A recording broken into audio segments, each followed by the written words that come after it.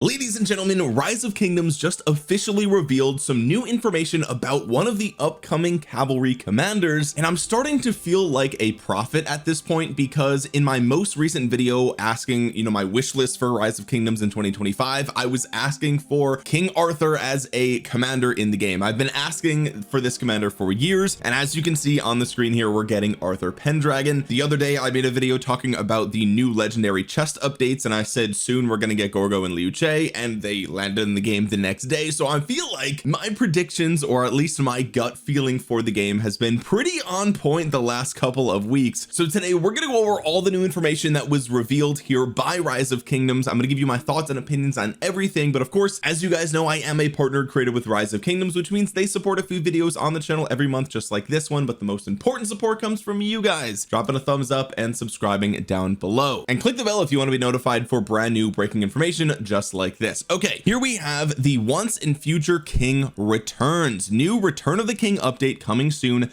to Rise of Kingdoms. This is from the official Rise of Kingdoms Facebook page, by the way. So we have a new cavalry commander, Arthur Pendragon, a cavalry versatility and combo commander. We finally have another new blue talent tree here in the game. So recently with William Wallace, we saw the smite talent tree. Now cavalry are getting combo, which is something that I think was first predicted by Chiskel, and it makes a lot of sense. A lot of people in the community were like, wait a minute, yeah, that makes a lot of sense. Cavalry getting combo attack damage is insane. Okay, so here we see that on the bottom here, this commander can be recruited from the Wheel of Fortune and King's Trials events. Might maketh righteousness. The legendary King Arthur is a central figure in medieval chivalric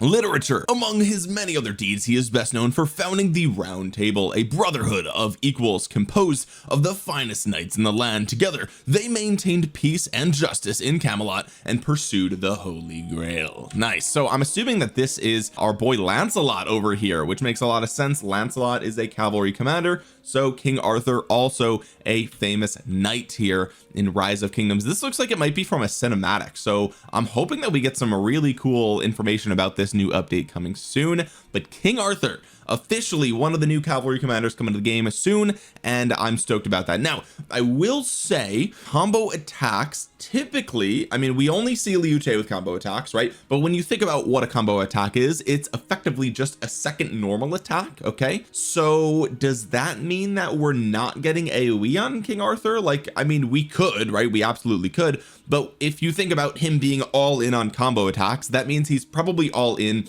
on dealing white numbers, right? The normal damage every single turn. So I don't know if we're gonna get a massive AoE out of this guy. We'll have to wait and see. It's totally possible. Anything's possible. I mean, there's a whole new talent tree, for God's sake, so who actually knows? It's hard to predict this, but I'm very excited to see what King Arthur actually does, and if he is all in on normal damage. Are we going to see an insane resurgence of Attila in the open field once again? That would be truly incredible. Next up, we have the Mayan civilization bonuses. We've already covered this here on the channel. It says all types of normal damage plus 3%, archer defense plus 5%, gold gathering speed plus 10%. I don't believe that has changed at all, but it's worth noting that the all types of normal damage refer to range normal attack as well, right? So that's what a lot of players were saying, oh, this is a range civ, but it doesn't really look like that, because it looks like we're going to be getting archer commanders here, at least one of them. So here we have Lady Six Guy is the female here, the female commander that was revealed, and it says Lady Six Guy is remembered as one of the mightiest female leaders in Mayan history, who restored the city state of Wakabnal to its former glory and prosperity. She is an integration, gathering, and defense commander. Really interesting combination there. I don't know of these two. Obviously one of these two is going to be an epic commander, and if we're gonna get a legendary commander here, it's probably gonna be the dude down here, right? I mean, his weapon is gold, so I suspect he's gonna be the legendary, plus he's archer, conquering, and skill. Okay, so wow, this is not what I was really expecting. This is a rally archer commander with the skill tree that's going to be most likely available in the gold keys, right? Because every time we get a new civilization, these commanders come to the gold keys. So I'm not expecting anything insane out of these two commanders, right? But like, this could be the new kvk1 rally meta. I mean, archers were already insane at rallying in kvk1 as it is, right? Like Thutmose is wild, right? You also get YSG. Of course, you have to be a Kraken for those types of things to be investing in archers like that so early. But a new archer skill commander, really interesting stuff here. Strength is important, but strength alone is not enough. How do you pronounce this? Is this Siaj Kaak? That might be how it is. Siaj Kaak. Siaj Kaak, sorry if I'm mispronouncing that, but though Siaj Kaak's early life remains an enigma to historians, his achievements speak for themselves. A mighty warlord of the Yucatan lowlands, he vastly expanded the sorry, I can't pronounce that, influence on behalf of his king. Okay, so here we have the special units for the Mayans, and this looks like archers, right? This looks like archers. Now you might be saying, Omniarch, there's no bow and arrow, right? What do you mean archers, right? Well, if we take a look here at the march speed of these two, we've got, you know, presumably the tier 4 unit, because they have lower stats, of course, and then the tier 5 unit's got some gold here on the kit, which is cool. If we take a look at the base stats for some of these tier 5 units here, for infantry, their march speed is 65. Tier 5 archers, however, have a base march speed of 70. If we look at the base march speed of siege weapons, it's 60, right? So and calves are obviously higher. So I just, this is archers, right? These are archers. There's pretty much no debating that here, unless they were to throw the base stats of the units out the window, which would be the first time we've ever seen them do that in 6 years. These are archers, right? These have to be archers as far as we know. It is worth noting that we've got a decent attack stat, really good defense, and, you know, solid health. Not the highest health in the game, but really decent health here for archers. So I'm interested to see how this actually plays out. I mean, is this going to be an archer rally civilization? I can't imagine it. Based on the stats alone, it doesn't really make that much sense. So who knows, guys, who knows? But I'm really excited to see what these commanders actually do. Now, we do have huge information for the commander swaps, by the way. I almost forgot about this. Here we see an official screenshot of players being able to swap Charles Martel for Huo. So mind blown. Is this, can we swap a gold key commander for anybody? And these aren't even the same troop type. This is infantry, this is cavalry. So are we going to be able to actually swap a legendary gold key infantry for a new meta cavalry commander? That's actually insane if this is true. And like, I can't imagine that they know that by releasing this screenshot, they know that we're going to be digging into this and thinking about every possible scenario, right? So let's see what they say here. It says the event will come in January. Okay, so start saving whatever you need to save right now. If your kingdom is more than 7 days from the end of season 2, the event will start 7 days before the end of season 2. Okay, each character can only take part in this event once. Okay, so this is the one-time thing. Select 2 commanders with a few exceptions to swap their levels, stars, and skill levels. Now this could be, as according to this, right, could it possibly be the case that they're only referring to the commander swap event that is supposed to give new players new commanders, right? Because remember, the commander swaps are coming in basically 2 events. There is the one event that will come around for every new kingdom as they reach season 3 of KVK or season of conquest. They're going to be able to swap commanders, right? That's going to happen for every new kingdom once, period, right? Then there's also going to be a one-time commander swap event for all players, right? We've covered this in detail here on the channel, but what it looks like here is, you know, are these events going to come out at the same time, or are they only referring to the, you know, the season 2 moving into season of conquest version of this event, and then the version of the event for all players is going to come later? Who knows? Maybe they're going to happen at the same time and they will be functionally the same. It's just that for everyone else it only happens once. Who knows? This doesn't actually reveal that much more information, other than in at least one of the versions of this event, we're going to be able to swap a gold key commander for a whoever we want, right? Basically. Now it does say with a few exceptions, right? So it's possible, again, like I've mentioned before, that Ethelfled's probably going to be locked here. I suspect Minamoto and Hannibal Barca will be locked here. I also suspect you will not be able to swap 2 Lu Bu. Okay, just to be very clear, Lu Bu is probably not going to be a commander that you can obtain in this way, which is unfortunate because for lots of players who have nothing to get here, it would have been cool to at least get an impossible to obtain commander to get the $5 bundle pop and to say that you have Lu Bu. But I suspect Lu Bu will also be an exception here, just to keep you guys in the loop. Okay, but regardless, this is big news for the commander swap event.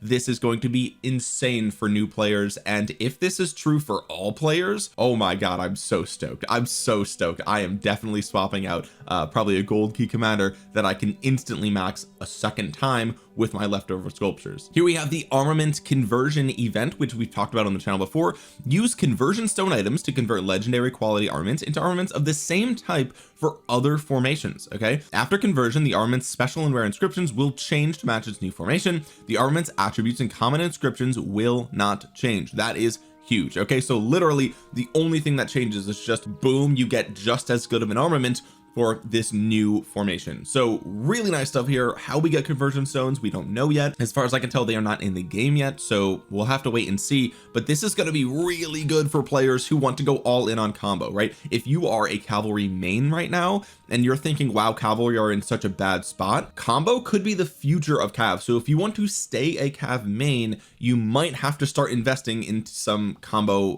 formation armaments, right?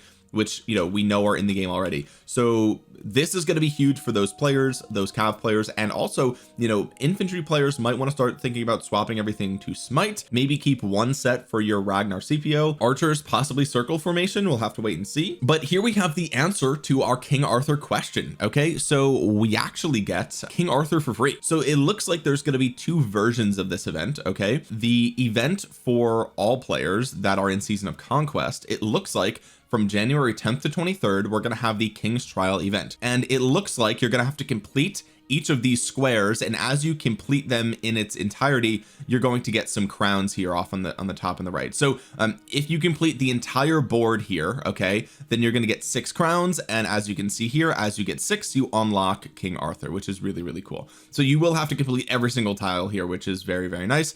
This one worries me a little bit. It says fortune with a gem, so you know, hopefully you don't have to buy gems. Hopefully it's just going to be like spending gems or something, right? You know, it's still unfortunate, but it'll be fine. This will be probably like collect alliance chests or something. Leadership, this is probably going to be barbed forts. This is going to be logging in for 7 days. This is going to be barbarians. This is going to be grow your power. This is going to be speed ups. Wisdom, maybe it's just collecting gold or something, and this probably has something to do with alliances as well. But regardless, getting King Arthur for free is amazing. You can also switch here, and it looks like you can switch to the new, I forgot his name, Siege Ka'ak. That is the commander that you'll probably get if you are not in Season of Conquest. So here, yes, that's what it says here. Complete all quests to earn new cavalry commander King Arthur. If your kingdom is in Season 2 or earlier, you will instead be able to claim the new commander Siege Ka'ak. Now, obviously, between these two commanders, if you have the choice, King Arthur is probably going to be much more powerful because he is a Season of Conquest commander, whereas Siege is clearly confirmed to be a, you know, Season 1 gold key commander effectively, right? Like we know that's going to be the case here.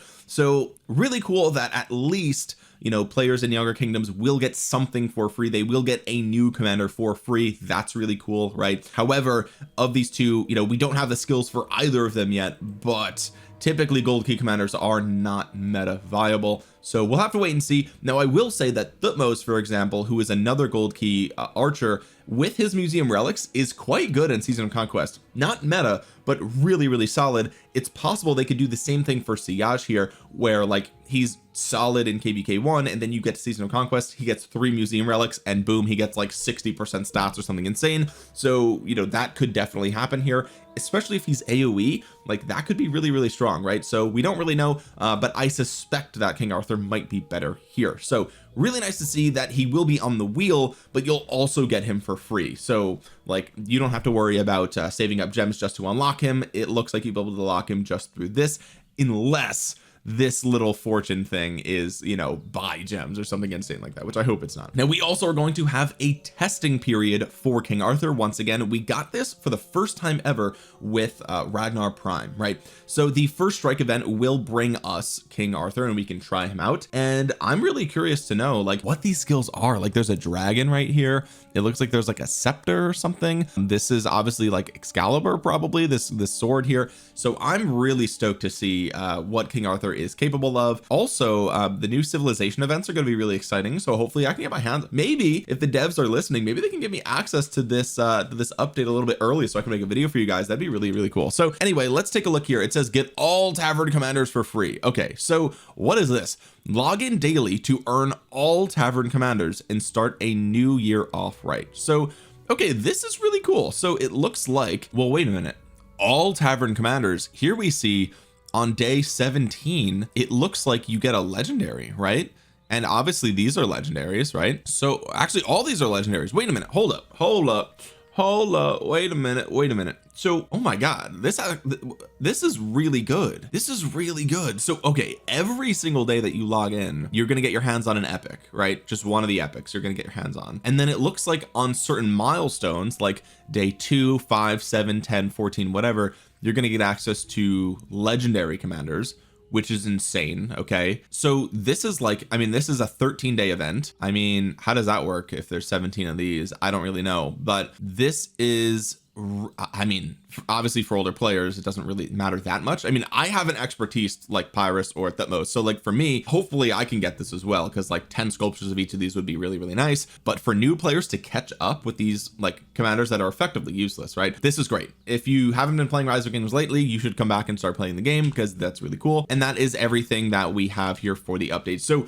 mega update, we are going into 2025 with an absolute bang. This is going to be a very big deal. King Arthur is huge news, of course, but we just got so much information in this. I mean, the commander swap, this is going to make a lot of people happy, right? This is going to be very exciting. You get King Arthur for free as well. Big W for Lilith, big W. To me, this is a huge W. Like, this is one of the biggest W's. I'm so excited for all of this stuff. This is just good news after good news to me. Very, very happy with this update. This is really interesting too. I like this a lot. I hope that this is not just a one-time thing. I hope they continue to do this.